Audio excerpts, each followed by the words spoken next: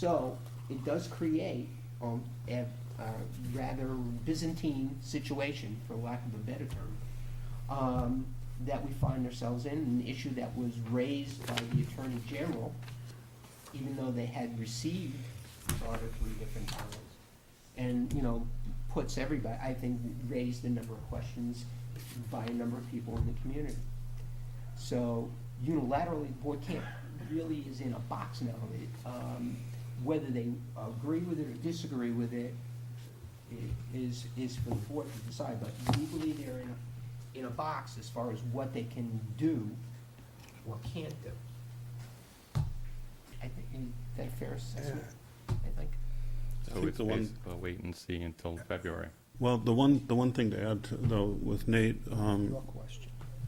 Not for your, I don't think it's wait until February to find out what the answer to that Well, Plan B. You can't, well, what the Plan B is, yeah. I Well, that mean, was you your question. can't do anything until someone stands up and claims foul.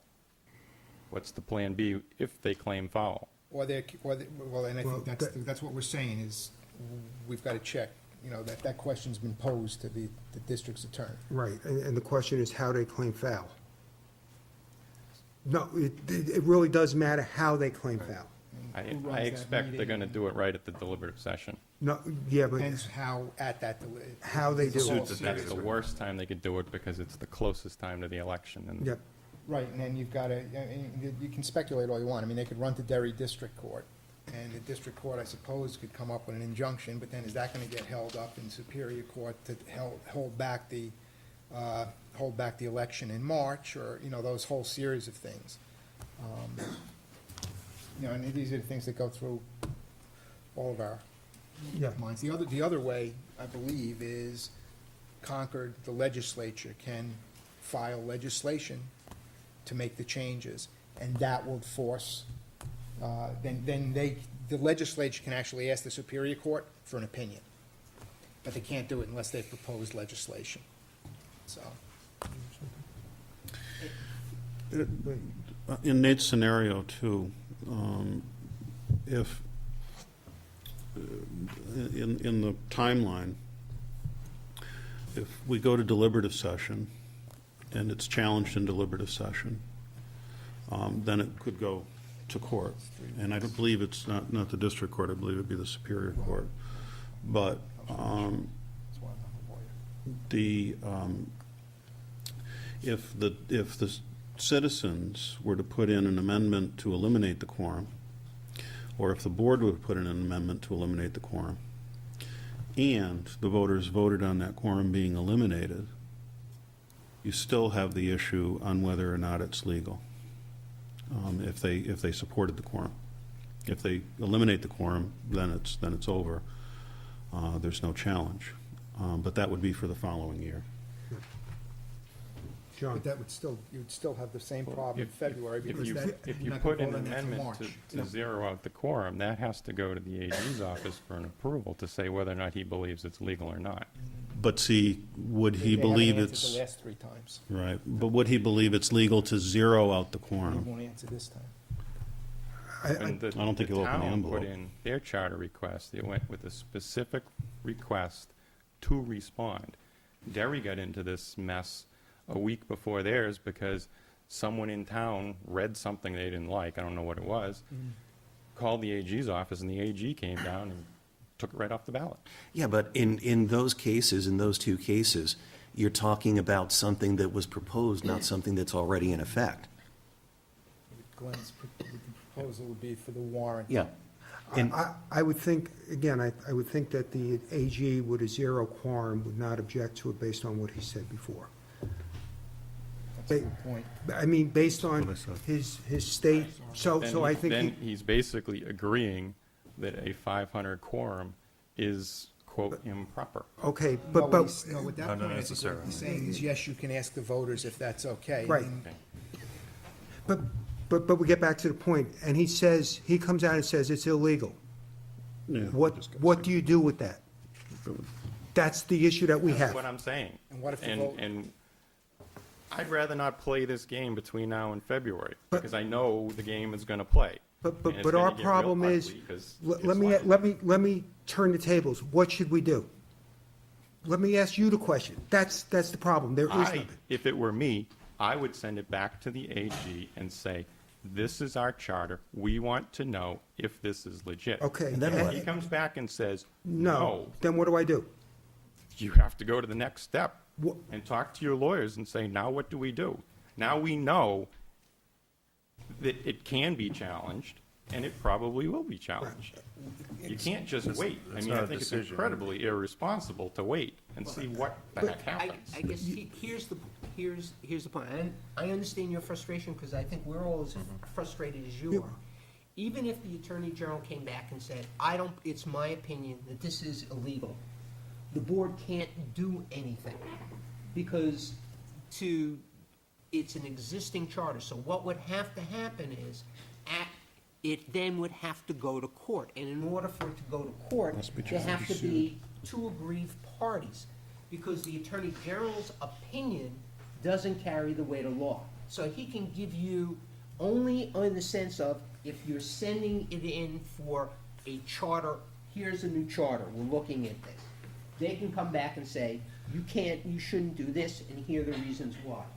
Because it's an existing charter, and he says, well, even though our office looked at it 3 times, or didn't look at it 3 times, passed muster, I don't believe it's legal. It does not carry the weight to require the town, or in this case, the school district, does not have the legal power to pull it off just because the Attorney General said he doesn't believe it's legal. That has to be decided either by a court, or if there is in fact a change. So the box, we're in the same box you are. Because what we have is an existing charter that was 3 times was passed muster, let's say, by the Attorney General. Now we have a situation where an Attorney General's opinion says, I don't think a quorum is legal. Even if the board said, okay, you give us your opinion now on the school district charter, it's still only his opinion because it's existing legislation. It's an existing charter. And for it to be ruled invalid, it would have to go to court. The board itself cannot take it to court for a declaratory judgment, is the advice, is what we've been told by our attorney. So we're kind of, as frustrated as you are, we're frustrated too.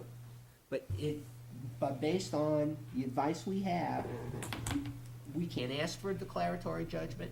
We can't ask for an opinion from the court. The only people that can, in a sense, ask for opinion from the court is the legislature as a whole in going to the Supreme Court. So they can say, here's this proposed legislation, kind of like the school funding.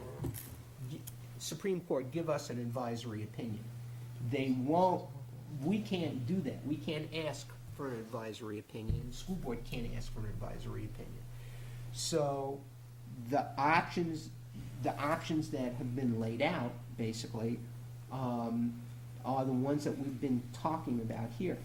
So an advisory opinion from the Attorney General, even if he said he didn't think it was legal, still doesn't carry the weight of law. It doesn't mean that the charter would change. It can't change. So the way it can change is if there's an act at the deliberative session to vote on changing the charter, that particular article.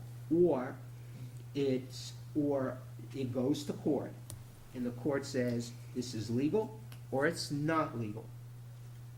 That's the situation we're in from a legal standpoint. That's where it is. And as frustrated as I know you are, people up here are frustrated too. John? Say that with a certain amount of dread in your voice. Point I'd like to come back to, I think you're right, Glenn, about there's going to be somebody finding some way to challenge this. And I think your scenario about somebody stepping up in a deliberative session is likely.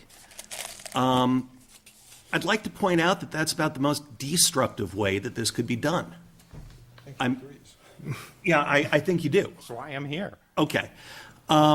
So why aren't these people engaging, or whoever wants to challenge it, why aren't they engaging? I don't mean you, I'm talking over your head toward the camera now.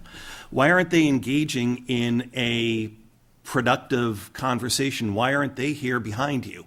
Why aren't they looking into the petition issue?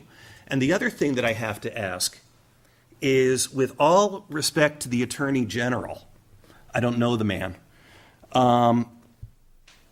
why is it suddenly the case that everybody thinks that because the Attorney General said it, that's the final word on the law?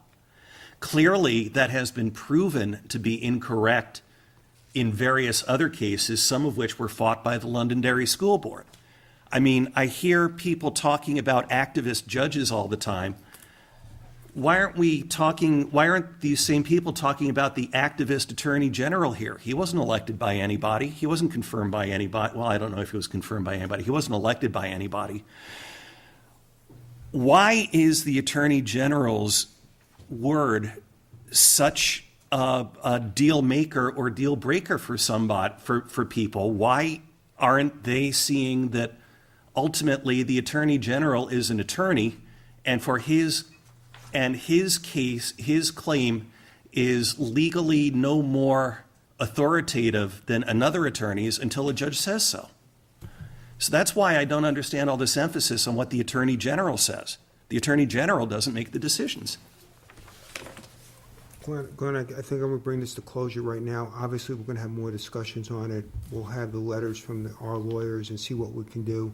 And we are, trust me, we are looking at what options we have available. But as we've all said, you've heard where we think we are.